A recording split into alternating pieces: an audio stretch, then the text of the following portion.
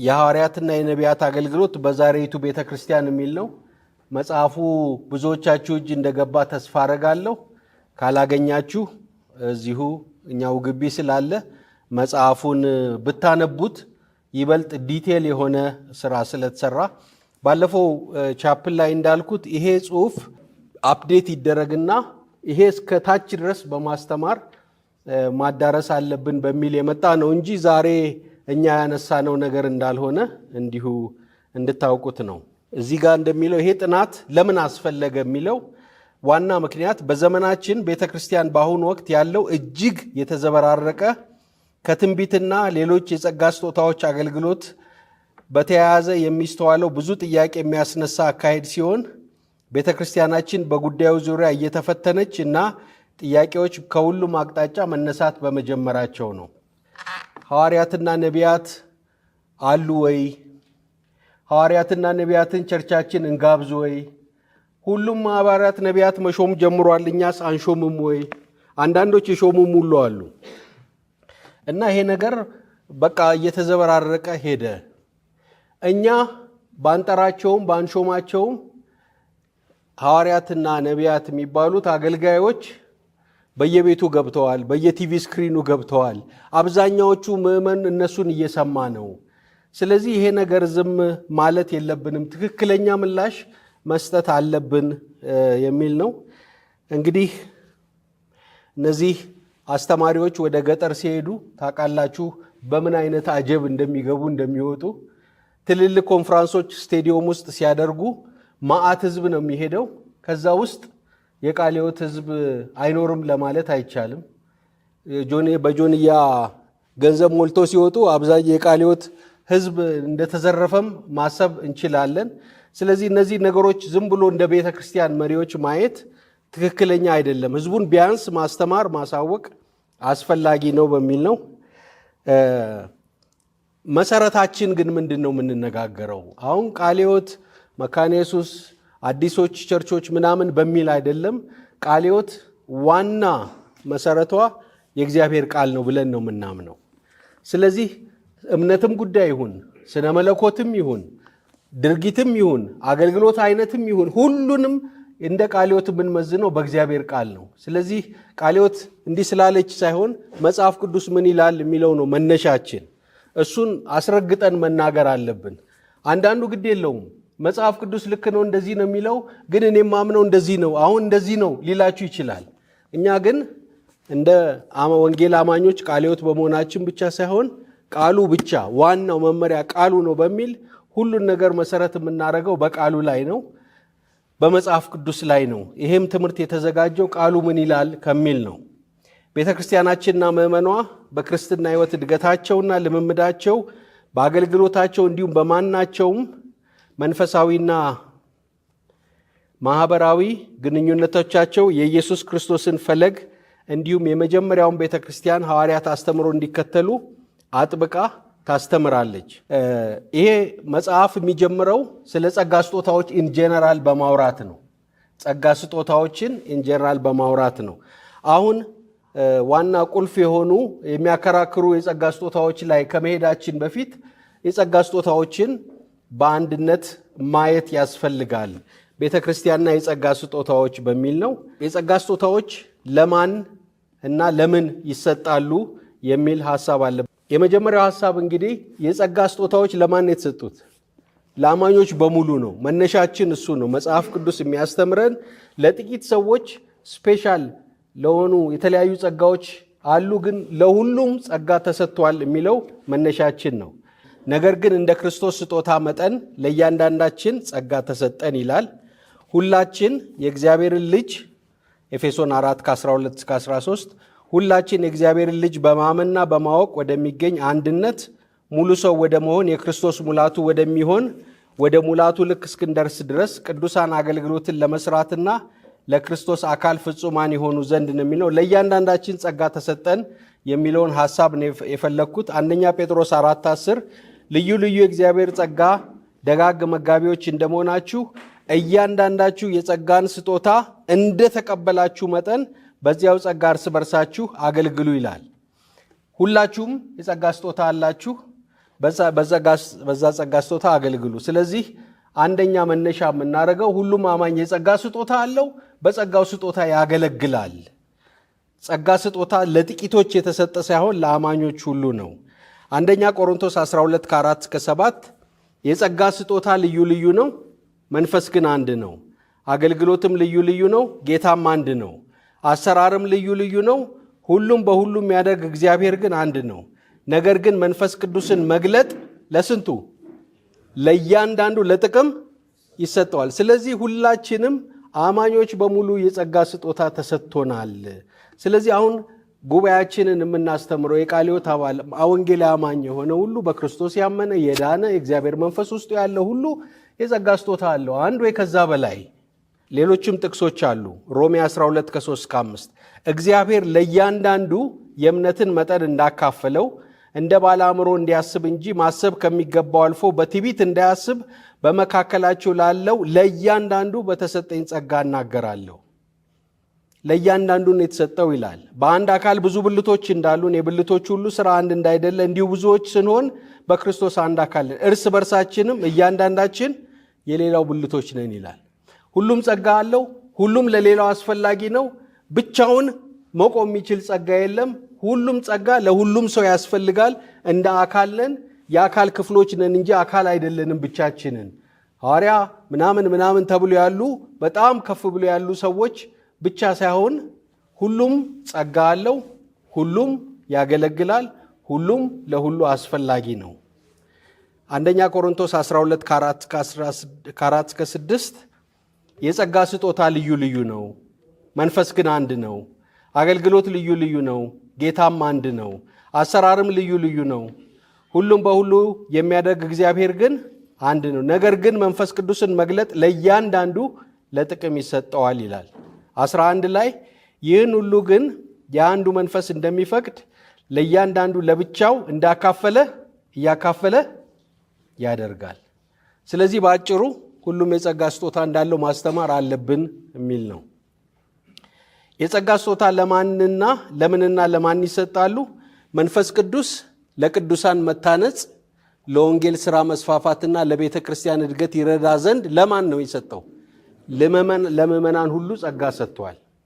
በመሆኑም ማንኛውም በጌታ በኢየሱስ ክርስቶስ አምኖ የዳነ እና ወደ እግዚአብሔር ሕዝብ ቤተሰብ ቤተ ክርስቲያን የተቀላቀለ አማኝ ሁሉ ቢያንስ ስንት የጸጋ ስጦታ አለው? አንድ አለው። ከዛ በላይ ሊኖረን ይችላል። እያንዳንዱ አማኝ በግል የተሰጠውን የጸጋ ስጦታ የመለየት እና የማወቅ እንዲሁም ለወንጌል እውነት መስፋፋት፣ ለነፍሳት መዳን እና ለወገኖች ሕይወት መታነጽ ኃላፊነትና ተጠያቂነት ባለበት ሁኔታ እንዲጠቀም ይበረታታል። ስለዚህ እኛ እንደ ቤተ ክርስቲያን እንደ ቃለ ሕይወት ቤተ ክርስቲያን ሁሉም የጸጋ ስጦታ እንዳለው፣ ሁሉም አገልግሎት እንዲሰጥ እንደሚፈለግ በእግዚአብሔር ቃል አሳድገን ኮትኩተን ሁሉም አገልጋይ እንዲሆን ሁሉም በተሰጠው ጸጋ ሁሉ አይሰብክም፣ ሁሉ አይዘምርም፣ ሁሉ ትንቢት አይናገርም፣ ሁሉ እንዲህ አያደርግም። ግን ሁሉም ጸጋ ስጦታ አለው። ሁሉም አስፈላጊ ስለሆነ እንዲያገለግል ማበረታታት፣ ማስተማር የቤተ ክርስቲያን ኃላፊነት ነው የሚለው እንግዲህ መነሻችን ነው። ምክንያቱም አሁን ትኩረቱ የተወሰኑ ላይ ስለሆነ ሌላው ስለተረሳ ምዕመኑ እየመጣ አስራቱን መክፈል አዳምጦ የሚባለውን ብሎ መሄድ ስለሆነ እንደሱ አይደለም። ቤተ ክርስቲያን ሁሉም ጸጋ ስጦታ ስላለው ሁሉም አገልጋይ እንዲሆን ነው ማብቃት ያለባት የሚለው የአስተሳሰብ ሽፍት አስፈላጊ ስለሆነ ነው። ስንት የጸጋ ስጦታዎች አሉ? አሁን እሱን ዝርዝሩ ውስጥ ለመግባት አሁን አስቸጋሪ ነው። ግን እነዚህ ጥቅሶች ላይ የተዘረዘሩ የጸጋ ስጦታዎች አሉ። ሮሜ 12 ላይ አለ፣ አንደኛ ቆሮንቶስ 12፣ ኤፌሶን 4፣ አንደኛ ቆሮንቶስ 7። እነዚህ የሌሎችም አሉ የጸጋ ስጦታዎች የተዘረዘሩባቸው ክፍሎች ናቸው። መጽሐፉ ላይ ተዘርዝረው ታገኛላችሁ። በሁሉም ክፍሎች የተጠቀሱት የጸጋ ስጦታዎች ዝርዝር የተለያየ ቢሆንም ድግግሞሽ አለበት። የተለያየ ቦታ የተደጋገሙ አሉ። እነዚህ ደግሞ በተለያየ ክፍል ሰዎች ይከፋፍሏቸዋል። እሱ ዝርዝር ውስጥ ለመግባት ትንሽ ጊዜ ስለሚወስድ መጽሐፉ ላይ ታገኙታላችሁ። የጸጋ ስጦታዎችን እንዴት ማወቅና መለየት ይቻላል? አንድ የመንፈስ ቅዱስ ስጦታ በአንድ አማኙ ሕይወት ውስጥ የመኖሩ እንዲሁም ስጦታው ከእግዚአብሔር መንፈስ ቅዱስ ነው ወይ ከሌላ አካል ነው ለሚለው ጥያቄ ቀዳሚው መልስ በአገልጋዩ ወይም በአማኙ ሕይወት የሚታየው ፍሬ ነው። እውነተኛ የእግዚአብሔር ጸጋ ያለው ሰው በሕይወቱ የመንፈስ ፍሬ ይታይበታል። ደግሞ የመንፈስ ፍሬ የማይታይበት ከሆነ ጸጋ አለኝ ቢልም እውነተኛ ነው ብለን እንዳንቀበል መጽሐፍ ቅዱስ ስለሚያስተምረን ዋናው የመንፈሳዊነት መለኪያ የጸጋ ስጦታ ወይ እንዲና እንደዛ ማድረግ ሳይሆን የመንፈሳዊ ብስለት መለኪያው ፍሬ ነው ይለናል። ከዚህ ባለፈ የጸጋ ስጦታዎች በአንድ አማኝ ሕይወት ውስጥ ስለመኖራቸው ማረጋገጫው ቤተክርስቲያን መሪዎች እና ሌሎች ምዕመናን አይተው የሚመሰክሩት ነው። ይሄ እንግዲህ እንደ መግቢያ ካልን ወደ ዋናው ርዕሳችን እንመጣለን። የሐዋርያትና የነቢያት አገልግሎት። የነቢያትና የሐዋርያት አገልግሎት አሁን ቁልፍ ጉዳይ ሆኖ የተነሳ ነው። ግን አዲስ በዚህ ዘመን በ21ኛው ክፍለ ዘመን የተነሳ ጉዳይ አይደለም። የጥንቷ ቤተ ክርስቲያን ተግዳሮት ከሆኑባት ነገሮች መካከል አንዱ የሐዋርያትና የነቢያት ጉዳይ ነበር። ጌታ ኢየሱስ ክርስቶስ በትምህርቶቹ ሐሰተኛ ክርስቶሶች፣ ሐሰተኞች ነቢያት እንደሚነሱ ቢቻላቸውስ የተመረጡትን እንኳ ያስቱ ዘንድ ምልክትና ድንቅ የሚያደርጉ እንደሚሆኑ አስተምረዋል። ስለዚህ ጌታ ኢየሱስ ሐሰተኞች ይመጣሉ፣ ሐሰተኛ አስተማሪዎች፣ ሐሰተኞች ነቢያት ብሎ ገና በማቴዎስ ወንጌል ሲያስተምር አስጠንቅቋል፣ አስተምሯል። እነዚህን ጥቅሶች ማየት ትችላላችሁ። ጳውሎስ እንዲሁ ሐሰተኛ በሆኑ ሐዋርያት ነን በሚሉ ሰዎች ባነሷቸው ችግሮች ላይ መልእክቶችን ጽፏል። መልእክቶቹን ስታነቡ ሐሰተኛ ሐዋርያት ጋር የነበረውን ትግል ነው የሚያሳየው። ጳውሎስ ሐሰተኛ ሐዋርያትና ነቢያት ብሎ ስለገለጻቸው ስለነዚህ ሰዎች አንደኛ ቆሮንቶስ፣ ሁለተኛ ቆሮንቶስ ስታነቡ እነዚህ ችግሮች ኢቭን በጳውሎስ ጊዜ ሐሰተኛ ሐዋርያት እንደነበሩ እንረዳለን። ስለዚህ እንደ ዛሬ እንዳሸን የፈሉት ሐዋርያት የሚባሉት ሰዎች አዲስ ችግር ሳይሆን ያኔም የነበረ እንደሆነ እናያለን። ጴጥሮስ እንዲህ ብለዋል። ሁለተኛ ጴጥሮስ 2:1 ነገር ግን ሐሰተኞች ነቢያት ደግሞ በሕዝቡ መካከል ነበሩ፣ እንዲሁም በመካከላችሁ ደግሞ ሐሰተኞች አስተማሪዎች ይሆናሉ። እነርሱም የዋጃቸውን ጌታ እንኳን ክደው የሚፈጥንን ጥፋት በራሳቸው ላይ የሳቡ የሚጠፋን ኑፋቄን አሽልከው ያገባሉ ይላል። ስለዚህ ጴጥሮስ በዛ በብሉይ ኪዳን ሐሰተኞች እንደነበሩ አሁንም አሉ ብሎ ይናገራል። በመካከላቸው ሐሰተኞች አስተማሪዎች ይሆናሉ፣ የዋጃቸውን ጌታ እንኳን ክደው የሚፈጥን ጥፋት በራሳቸው ላይ እየሳቡ የሚያጠፋ ኑፋቄን አሽልከው ያስገባሉ ይላል። ኑፋቄ የሚባለው ነገር እንዲህ እያወጀ ምናምን አይደለም የሚመጣው፣ ሾልኮ ነው የሚመጣው። በጣም ስውር በሆነ መንገድ ነው ወደ ቤተ ክርስቲያን ውስጥ የሚሰራጨው። ዮሐንስ ምን ብሏል? አንደኛ ዮሐንስ 4:1 ወዳጆች ሆይ መንፈስን ሁሉ አትመኑ፣ ነገር ግን መናፍስት ከእግዚአብሔር ሆነው እንደሆነ መርምሩ፣ ብዙዎች ሐሰተኞች ነቢያት ወደ ዓለም ወጥተዋልና። ዮሐንስ ብዙ ሐሰተኛ ነቢያት ወደ ዓለም ወጥተዋል ይላል። ስለዚህ ዛሬ ሐሰተኛ ነቢያት ቢበዙ ብዙ የሚደንቅ ነገር ሳይሆን መጽሐፍ ቅዱሳችን የሚናገረው ነገር ነው። ራእይም ላይ ለኤፌሶን ቤተክርስቲያን ስራህና ድካምን ትዕግስትንም አውቃለሁ፣ ክፎችን ልትታገስ እንዳትችል እንዲሁም ሳይሆኑ ሐዋርያ ነን የሚሉትን መርምረ ሐሰተኞች ሆነው እንዳገኛቸው አውቃለሁ። ሐዋርያ ሳይሆኑ ሐዋርያ ነን የሚሉ ሰዎች ያኔም ነበሩ፣ መርምረ አግኝታቸዋል ይላል ኤፌሶን። ቃለ ሕይወትም ዛሬ ሐሰተኛ የሆኑ ሐዋርያ ሳይሆኑ ሐዋርያ ነን የሚሉትን መርምረን ማግኘት የኛ ስራ ነው፣ በቃሉ መዝነን። ዛሬም 2000 ዓመት በኋላ ይህ ውዝግብ ቀጥሏል። በጣም የቆየ የዘመናት ችግር ቢሆንም ዛሬም የሐዋርያትና የነቢያት ትምህርት ቤተክርስቲያን ውስጥ ውዝግብ እየፈጠረ ነው። በአንድ በኩል ሐዋርያትና ነቢያት የሚባሉ የሉም የሚሉ ሲኖሩ፣ በሌላ በኩል ሐዋርያትና ነቢያት ዛሬም አሉ ብለው ደግሞ የሚያስተምሩ አሉ። አዲስ ሆኖ የመጣው ባለፈውም አንድ ቦታ ኢንተርቪው ላይ ተናግሬያለሁ፣ ነብይ ከሌ፣ ነብይት ከሌ፣ ነብይ ከሌ እያሉ መሾም ነው። እኔ እስከማስታውሰው ነብይ ብሎ መጥራት የተጀመረው በጣም ሪሰንት እንትን ነው። ትንቢት የሚናገሩ ሰዎች ነበሩ። ሹመቷ ግን የመጣችው በጣም በቅርብ ጊዜ ነው። ግን አንዴ ከመጣ በኋላ አጥለቀለቀው። አሁን ፌስቡክ ሁሉ ፕሮፌት ነቢይ በሚሉ ሰዎች በአንድ ጊዜ ነው እየሞላ ያለው። ሐዋርያ የሚባል እኔ አንድ የሆነ ሐዋርያ ነኝ እኔ ከንትናም በፊት ሐዋርያ ነበርኩ የሚል ሰውዬ ድሮ ኢቲሲ እያለው አስታውሳለሁ። እና ይሄ የቆየ ሳይሆን በጣም አዲስ ነው። ሐሰተኛ ሐዋርያት ግን ድሮም ነበሩ፣ ዛሬም ይኖራሉ። ይሄ ጥናት እንግዲህ የሚመልሳቸው አሁን መመለስ የፈለግናቸው ጥያቄዎች በዚህ ዘመን የሐዋርያነትና የነቢይነት አገልግሎት አለ ወይ? አንድ ቤተ ክርስቲያን ሐዋርያትና ነቢያትን ዛሬም መሾም ይገባታል ወይ? ቅድም ብያችኋለሁ። እኛ ቤተ ክርስቲያን ራሱ እየተጠየቀ ነው፣ ለምን አንሾምም ሐዋርያ ነቢያት የሚሉ ስለመጡ። 3 ዛሬ ሐዋርያትና ነቢያት ተብለው የሚጠሩትን ሰዎች እንዴት እናያቸዋለን? እውነተኞች እንበላቸው፣ ሐሰተኞች እንበላቸው፣ ኮንፈረንስ እንጥራቸው፣ ኮንፈረንስ አንጥራቸው የሚሉ ጥያቄዎች ስለበዙ ነው ይሄንን መመለስ ያስፈለገው። አገልግሎታቸውንስ እንዴት ነው የምናየው? ይሄን ካልን ወደ ሐዋርያት አገልግሎት ፎከስ አድርገን እንሂድ። ይሄን ደጋግመን ብለነዋል። ሐዋርያ የሚለው ስያሜ የተሰጠው በአዲስ ኪዳን የቤተ ክርስቲያን መሪዎች ለነበሩ ሰዎች ነው።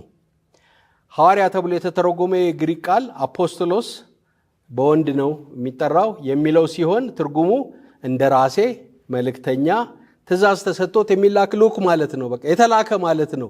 በግሪክ አፖስቶሎስ የሚለው የተላከ ማለት ነው ጥሬ ቃሉ።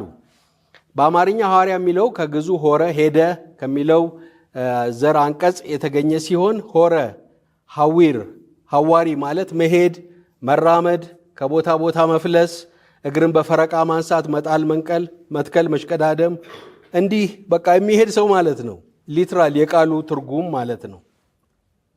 መንፈሳዊ ትርጓሜ ደግሞ መንገደኛ፣ መልእክተኛ፣ መንፈሳዊ ሹም፣ መምህር፣ ዞሮ የሚሰብክ የሚያስተምር፣ ባለምስራች፣ አዋጅ ነጋሪ በማለት ይፈታል። አዲስ ኪዳን ላይ ስንመጣ አጠቃቀሙ ሐዋርያ በሚል የተተረጎመው የግሪክ ቃል አጠቃቀም በተለያየ መንገድ ተጠቅመዋል። ዝርዝሩ መጽሐፉ ላይ አለ። 12ቱ ሐዋርያትን ሐዋርያ ተብለዋል። ከ12ቱ መካከል ጥቂቶች ሐዋርያትን በርናባስና ሳውል ሐዋርያ የተባሉበት ቦታ አለ። በጌታ የተላኩ ሌሎች መልእክተኞችን፣ አንዳንዴ ደግሞ አንድን ተግባር ለማከናወን የተላከ ማንኛውንም ግለሰብ በዛ ተጠቅመዋል ለመግለጽ። ሐሰተኛ ሐዋርያትም ጌታ ኢየሱስ ራሱ ሐዋርያ ተብለዋል። አንድራ ኒቆና ዩሊያን የሚባሉ ሐዋርያ ተብለዋል። የጌታ ወንድም የሆነ ያዕቆብ ሐዋርያ የተባለበት አለ። ስለዚህ ሐዋርያ የሚለው ቃል በመጽሐፍ ቅዱስ ስናይ የተለያዩ አግባቦች ኢየሱስን ጨምሮ 12ቱን እና ሌሎች መልእክተኞችንም የተጠቀሱበት አለ። ስለዚህ ሐዋርያ የሚለውን ቃል እንዲሁ ስንነጋገር እንዲህ ማለት እንችላለን። ከላይ የተጠቀሱትን አጠቃቀሞች ስንመለከት ተመሳሳይ የሚያደርጋቸው ሁሉም ወኪል ሆነው የተላኩ መሆናቸውን ነው። ሐዋርያ ወኪል ሆኖ የተላከ ማለት ነው። የሚለያቸው ምንድን ነው? ማን የላካቸው? ላኪው ማን ነው?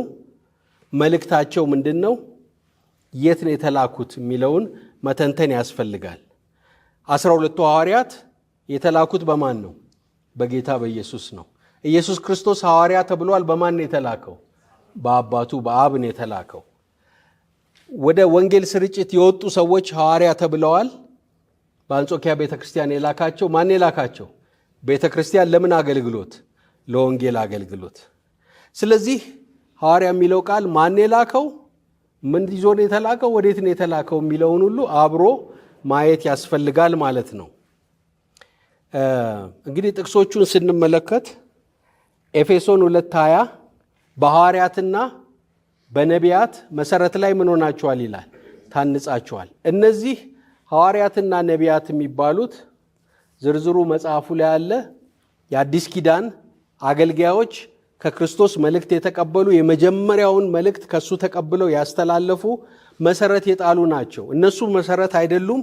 ትምህርታቸው የሰበኩት ወንጌል ከጌታ የተቀበሉትን በመጽሐፍም በቃልም ያስተላለፉት መሰረት ጣዮቹ ናቸው።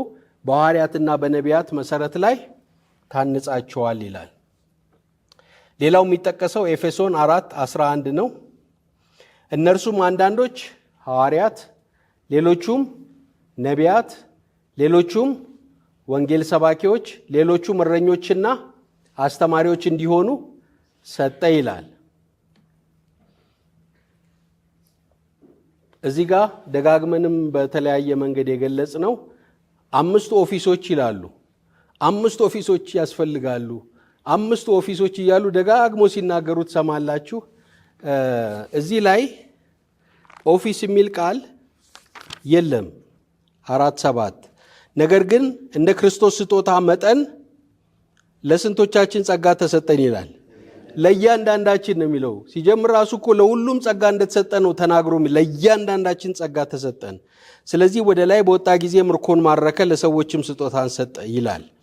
ወደ ምድር ታችኛ ክፍል ደግሞ ወረደ ማለት ካልሆነ ይህ ወጣ ማለትስ ምን ማለት ነው? ይህ የወረደው ሁሉን ይሞላ ዘንድ ከሰማይ ሁሉ በላይ የወጣው ደግሞ ያው ነው። እርሱም አንዳንዶቹ ሐዋርያት፣ ሌሎቹም ነቢያት፣ ሌሎቹም ወንጌልን ሰባኪዎች፣ ሌሎቹም እረኞችና አስተማሪዎች እንዲሆኑ ሰጠ ይላል። ስለዚህ የሰጠው ጌታ ምንን ነው? ኦፊስ ሳይሆን ሰዎች ናቸው። ጸጋ ያላቸው ሰዎችን ለቤተ ክርስቲያን ሰጠ። አንዳንዶቹ ምን?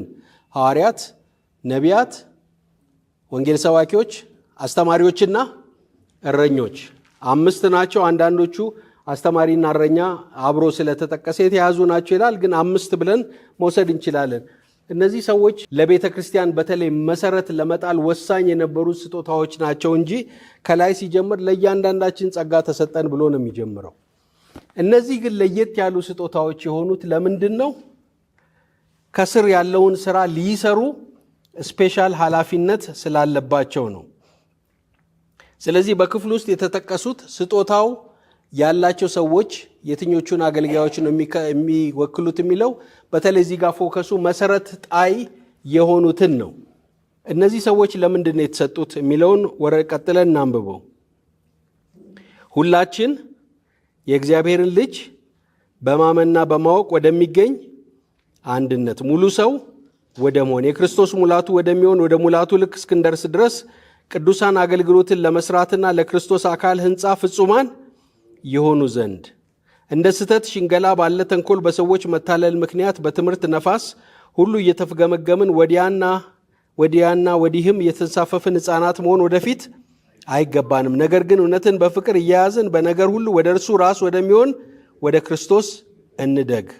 ከእርሱም የተነሳ አካል ሁሉ እያንዳንዱ ክፍል በልክ እንደሚሰራ በተሰጠለት በጅማት ሁሉ እየተጋጠመና እየተያዘ ራሱን በፍቅር ለማነጽ አካሉን ሁሉም የጸጋ ስጦታ አለው ብለን ጀመር። ለሁሉም ጸጋ ስጦታ ተሰጠ። ጌታ ግን በተለይ እነዚህን 5 ጸጋ ያላቸውን ሰዎች ሰጠን። ሐዋርያትን፣ ከዛ ነቢያትን፣ ወንጌል ሰባኪዎች፣ እረኞችና አስተማሪዎች። እነዚህ ወሳኝ ናቸው። እንዴት ነው ወሳኝ የሆኑት? ሁሉም ምእመን ወደ ማን እንዲያድግ? ክርስቶስን ወደ መምሰል እንዲያድግ።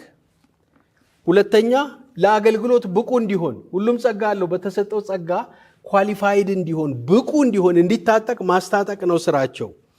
የታጠቀ ወደ ክርስቶስ ያደገ ደግሞ ምእመን በትምህርት ነፋስ ምን አይሆንም? ወዲና ወዲያ አይወዛወዝም። መሰረቱን የያዘ ነው።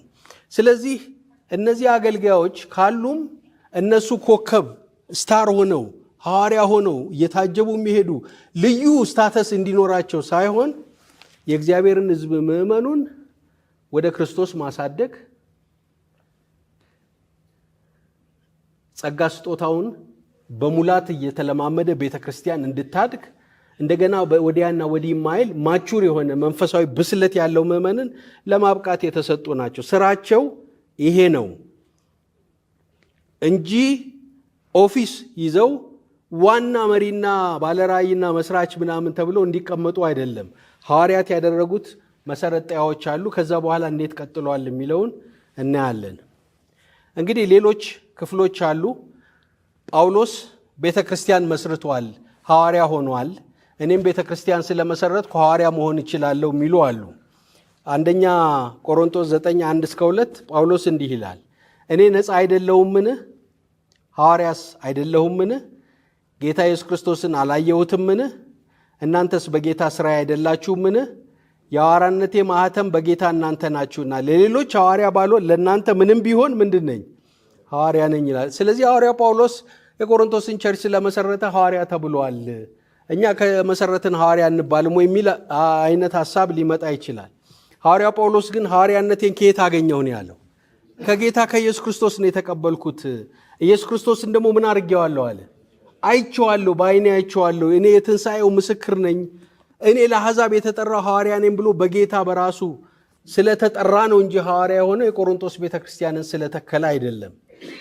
ሐሰተኛ ሐዋርያት መጥተው እሱ ሐዋርያ አይደለም ብለው ሲያስተምሩ እንዴ ሌላው ቢቀር ለእናንተ ሐዋርያ አይደለሁም እንዴ እኔ አይደለሁም ያስተማርኳችሁ ማለቱ ነው እንጂ እቺን ቸርች ስለመሰረትኩ ነው ሐዋርያ ነኝ ማለቱ አይደለም። እና የክርስቶስ ሐዋርያ የሚባሉት መሰረጣይ የሚባሉት ራሱን የቻለ መስፈርት አለው። መሰረጣይ ሐዋርያት ኤፌሶን 2 ከ19 እስከ 22 ይሄ በሐዋርያትና በነቢያት መሰረት ላይ ምን ሆናቸዋል? ታንጻቸዋል የሚባሉት ሐዋርያት ስለ ክርስቶስ በስልጣን እንዲመሰክሩ በራሱ በክርስቶስ የተሾሙ አገልጋዮች ናቸው። እሱን የጠራቸው ሐዋርያት ብሎ የጠራቸው እነሱን ነው። የሐዋርያቱ ቃል ከክርስቶስ ቃል እኩል በሆነ ደረጃ ተቀባይነቱን አግኝቷል። እነሱ የጻፉት ቃል እና ክርስቶስ የተናገረው ቃል በአዲስ ኪዳን የተመዘገበው እኩል የማ ቃል ነው? የእግዚአብሔር ቃል ነው። ስለዚህ ቃሉን እንዲናገሩ ከሱ የተቀበሉትን ሐዋርያት እነ ሉቃስ ከነሱ ሰብስበው ቢጽፉትም የነሱ ቃል ከክርስቶስ የተቀበሉት ስለሆነ ያ ስልጣን ያላቸው ናቸው። ኢየሱስ በሐዋርያቱ በኩል ያስተላለፈው ትእዛዝ በብሉይ ኪዳን በነቢያት በኩል ከተላለፈው መልእክት ጋር በኩል ደረጃ የሚታይ ነው። ሁለተኛ ጴጥሮስ 3:2 ተመልከቱ። ወዳጆች ሆይ አሁን የምጽፍላችሁ መልእክት ይቺ ሁለተኛይቱ ናት። በቅዱሳን ነቢያትም ቀድሞ የተባለውን ቃል በሐዋርያቶቻችሁም ያገኛችኋትን የጌታን የመድኃኒታችን ትእዛዝ እንድታስቡ በሁለቱ እያሳሰብኳችሁ ቅን ልቦናችሁን አነቃቃለሁ። ምንና ምን ነው እኩል ያደረገው? በነቢያት የተጻፈውን ቃል ከማ ጋር? በሐዋርያቶቻችሁ ያገኛችሁትን የጌታን ቃል ይላል። ስለዚህ ልክ ሐዋርያት እነዚህ መሰረታዊ ሐዋርያት የተናገሩት ቃል ልክ ብሉይ ኪዳን የጌታ ነቢያት ነቢዩ ኢሳይያስ ሌሎች ከተናገሩት ቃል ጋር ተመሳሳይ እንደሆነ እኩል እንደሚታይ ይናገር ነበር። አሁን እንደዛ አይነት ሐዋርያትና ነቢያት የሉንም። ሐዋርያትና ስብከታቸው ጽሑፋቸውን እንደ አምላክ ቃል ይመለከቱት ነበረ። ጌታ ኢየሱስ ክርስቶስ በምድር ላይ ያለ ብዙም ነግራችሁ ነገር አለ፣ አሁን ግን ልትሸከሙት አትችሉም አለ። ነገር ግን የእውነት መንፈስ በመጣ ጊዜ ወደ እውነት ሁሉ ይመራቸዋል። ጌታ ያስተማራቸውን መንፈስ ቅዱስ በኋላ እሱ ካረገ በኋላ ያሳሰባቸውን ያንን ነው የጻፉልን። ስለዚህ እነዚህ በጌታ የተመረጡ ሐዋርያት በዛ ክላስ በዛ ስታተስ ያለ ሐዋርያ የለንም የምንለው ለዛ ነው። ሐዋርያ ለመሆን ሐዋርያት ሥራ 1 ተመልከቱ። ይሁዳን ሲተኩ እንዴት አድርገው ሐዋርያ የሆነውን ለመምረጥ ያደረጉትን ይናገራል። ሐዋርያት ሥራ 1:20 ላይ ተመልከቱ። በመዝሙር መጽሐፍ መኖሪያው ምድረ በዳ ትሁን፣ የሚኖርበትም አይኑር፣ ደግሞም ሹመቱን ሌላ ይውሰዳት ተብሎ ተጽፏል። ስለዚህ ከዮሐንስ ጥምቀት ጀምሮ ከእኛ ጋር እስካረገበት ቀን ድረስ ጌታ ኢየሱስ በእኛ መካከል በገባበትና በወጣበት ዘመን ሁሉ ከእኛ ጋር አብረው ከነበሩት ሰዎች ከነዚህ አንዱ ከእኛ ጋር የትንሣኤው ምስክር ይሆን ዘንድ ይገባል። ከመቼ ጀምሮ? ስለዚህ ከዮሐንስ ጥምቀት ጀምሮ ከእኛ ዘንድ እስካረገበት ቀን ድረስ ጌታ ኢየሱስ በእኛ መካከል በገባበትና በወጣበት ዘመን ሁሉ ከእኛ ጋር አብረው ከነበሩት ሰዎች ከነዚህ አንዱ ከእኛ ጋር የምን ምስክር? የትንሣኤው ምስክር ሊሆን ይገባል። ኢዮስጦስም የሚሉትን በርሲያን የተባለውን ዮሴፍና ማትያስን ሁለቱን አቆሙ። ሲጸልዩም የሁሉን ልብ የምታውቅ አንተ ጌታ ሆይ ይሁዳ ወደ ገዛ ራሱ ይሄድ ዘንድ በተዋት በዚች አገልግሎትና ሐዋርያነት ስፍራ እንዲቀበል የመረጥከውን ከነዚህ ከሁለቱ አንዱን ምን አድርገው? ምን ያረከውን? የመረጥከውን። ጌታ ነው መራጩ። ሿሚው ማን ነው? እሱ ራሱ ነው። ስለዚህ መራጩም ሿሚውም ጌታ ነው 12 ውስጥ። ስለዚህ 12 ውስጥ ገባለው አንድ ነን ከነሱ ጋር የሚል ፉክክር ያለ ካለ የለም ማለት ነው። አንዱ እኔ ታዲያ ጌታ ነው ተጀሊው አሁን የለም በምድር ላይ አለ። የት ሄጄ ሊየው እሱን ካላየህ ይሉኛል። ካላየ በቃ የለህም ማለት ነው። እዛ ውስጥ አትገባም መቼም ቢሆን እኮ ምንም ኦብቪየስ እኮ ነው። በዛ ደረጃ ያለ ሐዋርያ የለም። በቃ ኮንክሉድ አለቀ። በቃ ተዘግቷል። ያ ኦፊስ የለም፣ ያ ስልጣን የለም ማለት ነው። ስለዚህ የእግዚአብሔር መንፈስ ቀጥሏል፣ ቤተክርስቲያን ቀጥላለች። ያንም ሐዋርያት እንደነበሩ ዛሬም በዛው መንፈስኛ ሐዋርያ ነን የሚለው ነገር ከ12 ሐዋርያት ጋር የመሆን ነገር ሊሆን አይችልም። በጌታ በራሱ ተመርጠው የተሾሙ የትንሣኤው ምስክሮች፣ የዓይን ምስክሮች ዛሬ የሉንም የምንለው ለዛ ነው። በክርስቶስ ራሱ የተመረጡ ነበሩ። ጥቅሶቹ ብዙ ስለሆኑ የመልእክታቸው ይዘት ልዩ መሆን፣ ያለምንም ስህተት ይናገሩ ዘንድ መንፈስ ቅዱስ ከተፈጥሮ በላይ የሆነ እገዛን ያገኙ ነበሩ። መጽሐፉ ላይ ታዩታላችሁ። በድንቅና በተአምር ቃላቸው የጸና ነበረ። ስለዚህ እነዚህን የሚያሟላ ሐዋርያ በዚህ ዘመን የለም ነው። ይሄ ምንም ልዩ የሚያሻማ የሚያከራክርም ነገር የለውም። ዛሬ ለምን የለንም? በዛ በተመሳሳይ ሁኔታ የሐዋርያነት መስፈርት የሚያሟላ አገልጋይ የለም። ጌታን ያየው በጌታ ቀጥታ የተሾመ የለም። ሐዋርያነት እንዲቀጥል የሚያዝ የአዲስ ኪዳን ክፍልም የለም። አዲስ ኪዳን ቤተ ክርስቲያንን የሚመሩና የሚያስተዳድሩ አገልጋዮች፣ ሽማግሌዎችና ዲያቆናትን እንደሾሙ ይናገራል። ጥቅሶች አሉ፣ በኋላ እናያለን። ግን ሐዋርያት ራሳቸው ቤተ ክርስቲያን ሲተክሉ በዞሩበት ከተማ ሁሉ ሌሎች ሐዋርያትን እየሾሙ ነው የሄዱት? አልሾሙም። ማንን የሾሙት? ሽማግሌዎችን ነው እየሾሙ የሄዱት። ስለዚህ ሐዋርያነት እንዲቀጥል ቢፈለግ ኖሮ እየሾሙ ይሄዱ ነበረ። ጳውሎስ መጨረሻ ሕይወቱ እኔ በመስዋዕት እንደሚደረግ የዮናስ ሕይወት ይሰዋል፣ የሚሄድበት ጊዜ ቀርቧል ሲል ከኔ በኋላ ሐዋርያ ማለት አይለበትም እንደሚቀጥል ቢሆን ኖሮ።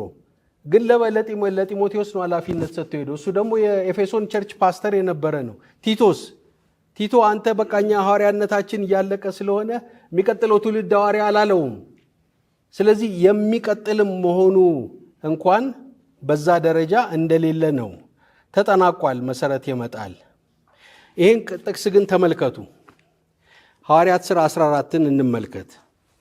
20 ደቀ መዛሙርት ግን ከበውት ሳሉ ተነስቶ ወደ ከተማ ገባ። በነገውም ከበርናባስ ጋር ወደ ደርቤን ወጣ። በዚያችም ከተማ ወንጌልን ሰብከው እጅግ ደቀ መዛሙርትን ካደረጉ በኋላ የደቀ መዛሙርቱን ልብ እያጸኑ በሃይማኖት ጸንተው እንዲኖሩ እየመሰከሩና ወደ እግዚአብሔር መንግሥት በብዙ መከራ እንድንገባ ዘንድ ያስፈልገናል እያሉ ወደ ልስጥራን፣ ወደ ኢቆንዮን፣ ወደ አንጾኪያ ተመለሱ። በየቤተ ክርስቲያኑም ሽማግሌዎቹን ከሾሙላቸው በኋላ ጦመውም ከጸለዩ በኋላ ላመኑበት ለጌታ አደራ ሰጧቸው። እየሾሙ የሄዱት አስፈላጊ ቢሆን ሐዋርያነት ቢቀጥል ኖሮ ምኖችን ነበር የሚሾሙት? ማዕት ከተሞች ናቸው እኮ የዞሩባቸው። ሽማግሌዎችን እየሾሙ ነው የሄዱት እንጂ እነሱን የሚተካ ሐዋርያ ለአንተ ለዚህ ከተማ ሐዋርያ፣ አንተ ለዚህ ከተማ ሐዋርያ አላሉም። ሽማግሌዎችን እየሾሙ ሹመት የሚለውም ቃል እንግዲህ አሁን ቤተክርስቲያን እንደ ቤተክርስቲያን መሾም እዚህ ጋር እናያለን። ሽማግሌዎችን ያው በምንሄድበት እንሾማለን። እንግዲህ ሽማግሌ የሚለው ሰፊ ነገርን ያጠቃላል፣ መጋቢዎችንም ሌሎችንም ያጠቃልል ነው። ምዕራፍ 15 ላይ ሐዋርያት ሥራ ስትሄዱ ትልቅ ጉባኤ ተደረገ። ታስታውሳላችሁ። ጭቅጭቁ አሕዛብ ወደ ጌታ ሲመጡ እናንተ መጀመሪያ አይሁድ መሆን አለባችሁ፣ ዝም ብለህ ስላመንክ ብቻ አማኝ አትሆንም፣ አትድንም የሚል ትምህርት ስለነበረ ኃይለኛ ክርክር ሲነሳ ጉባኤ ተጠራ። ጀሩሳሌም ካውንስል ምዕራፍ 15ን ተመልከቱ። አንዳንዶች ከይሁዳ ወረዱና እንደ ሙሴ ሥርዓት ካልተገረዛችሁ ትድኑ ዘንድ አትችሉም ብለው ወንድሞችን ያስተምሩ ነበር። በእነርሱና በጳውሎስ በበርናባስም መካከል ብዙ ጥልና ክርክር በሆነ ጊዜ ስለዚህ ክርክር ጳውሎስና በርናባስ ከእነርሱም አንዳንዶች ሌሎች ሰዎች ወደ ሐዋርያት ወደ ሽማግሌዎችም ወደ ኢየሩሳሌም ይወጡ ዘንድ ተቆረጠ ይላል። ይሄ እንግዲህ ፋይናል ዲሲዥን የሚደረግበት ትልቁ ጉባኤ ነው። ማ ያለበት ጉባኤ? ሐዋርያትና ምኖች? ሽማግሌዎች። ኢማጂን ሐዋርያት እስቲል አሉ በሕይወት። ጴጥሮስ እዚህ ውስጥ አለ፣ ሌሎችም አሉ። ሐዋርያትና ሽማግሌዎች ያሉበት ጉባኤ ላይ ነው ስብሰባ የተደረገው። ቁጥር 4ን ተመልከቱ። ወደ ኢየሩሳሌም በደረሱ ጊዜ ቤተ ክርስቲያንና ሐዋርያት ሽማግሌዎችም ተቀበሏቸው፣ እግዚአብሔርም በእነርሱ ጋር ያደረገውን ሁሉ አወሩ። አሁን ሊደርሺፑ ራሱ ወዴት ሙቭ እያደረገ እንደሆነ ይነግራቸዋል። ማን ነው የዚህ ጉባኤ መሪ? በነገራችን ላይ ያዕቆብ ነበረ አይደል? ቆሞ የሚናገር የጌታ ኢየሱስ ክርስቶስ ወንድም ያዕቆብ፣ እሱ መሪያቸው ነበረ። 22ን ተመልከቱ። ያን ጊዜ ሐዋርያትና ሽማግሌዎች ከቤተ ክርስቲያኑ ሁሉ ጋር ከእነርሱ የተመረጡትን ሰዎች ከጳውሎስና ከበርናባስ ጋር ወደ አንጾኪያ ይልኩ ዘንድ ፈቀዱ። ማናቸው የፈቀዱት? ሐዋርያትና ሽማግሌዎች ከቤተ ክርስቲያን ጋር። ስለዚህ አሁን ሽማግሌዎች ኦልሬዲ መግባት ጀምረዋል ወደ ሊደርሺፕ ውስጥ። ሐዋርያት አሉ ገና ሄደው አላለቁም፣ ከሽማግሌዎች ጋር ሆነው። 23ም ተመሳሳይ ነገር አለ። አንደኛ ጢሞቴዎስ ላይ ስንሄድ አንደኛ ጢሞቴዎስ 1 ከ3 እስከ 4ን ተመልከቱ። ወደ መቄዶንያ በሄድኩ ጊዜ አንዳንዶች ልዩ ትምህርትን እንዳያስተምሩ ወደ ተረት መጨረሻውም ወደ ሌለው ወደ ትውልዶች ታሪክ እንዳያደምጡ ልታዛቸው በኤፌሶን ትቀመጥ ዘንድ ለመንኩ። እንደነዚህ ያሉ ነገሮች ክርክርን ያመጣሉና በእውነት ግን ላለ ለእግዚአብሔር መጋቢነት አይጠቅሙም። መጋቢ ነበር ጢሞቴዎስ፣ እንዲያስተምር ሰዎችን ከስህተት እንዲጠብቅ እዛ አስቀምጦት ነበረ እና መጋቢነት አይጠቅሙም ብሎ የመጋቢነት ኃላፊነት እንደሰጠው እናያለን እንጂ ሐዋርያ አይደለም ያደረገው። ከዛ ምዕራፍ 3 ላይ ስትሄዱ ማንም ኤጲስቆጶስነትን ቢፈልግ መልካምን ስራ ይመኛል የሚለው ቃል የታመነ ነው። እንግዲህ የኤጲስቆጶስ እንዲህ ሊሆን ይገባዋል፣ የማይነቀፍ የአንዲት ሚስት ባል፣ ልከኛ እያለ ይዘረዝራል። ስለዚህ ሐዋርያ ጳውሎስ የምን ክራይቴሪያ ነው የሰጠው? እሱን መጋቢ ያደረገው ማን እንዲሾም? የሚሾሙ ኤጲስቆጶስ፣ ሽማግሌ የሚለው ኢንተርቼንጅ፣ ቢሾፕ፣ ሽማግሌ፣ እረኛ የሚለው መጽሐፍ ቅዱስ እያቀያየረ ነው በኋላ የምናያለን የሚጠቀምበት። ስለዚህ ለጢሞቴዎስም የተሰጠው አደራ ሽማግሌዎችን እንዲሾም ነው፣ እሱም በመጋቢነት እንዲያገለግል ነው እንጂ ሐዋርያትን እየሾሙ እንዲቀጥሉ አይደለም። ምዕራፍ 3 ከ1 እስከ 13 ሽማግሌዎችና ሌሎች ምኖች ናቸው የተሾሙት? ዲያቆናት አይደል? ዲያቆናትም ኦፊሻሊ እዚህ እንደሚሾሙ ይናገራል። እስቲ ቲቶን ደግሞ እንመልከት። ቲቶ 1 ከ5 እስከ 9 ስለዚህ ምክንያት የቀረውን እንድታደራጅ በየከተማው እኔ አንተን እንዳዘዝኩህ ሽማግሌዎችን እንድትሾም በቀርጤስ ተው፣ የማይነቀፍ የአንዲት ሚስት ባል፣ የሚያምኑም ልጆች ያሉት እያለ ይቀጥላል። ማን ሹም ነው ያለው?